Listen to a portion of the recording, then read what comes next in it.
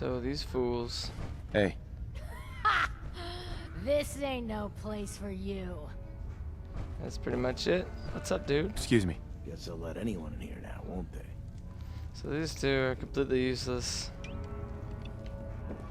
So, I think might as well put them out of their misery.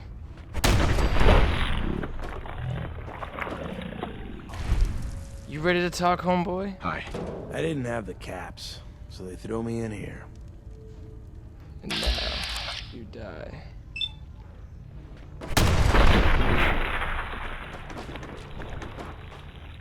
No mercy.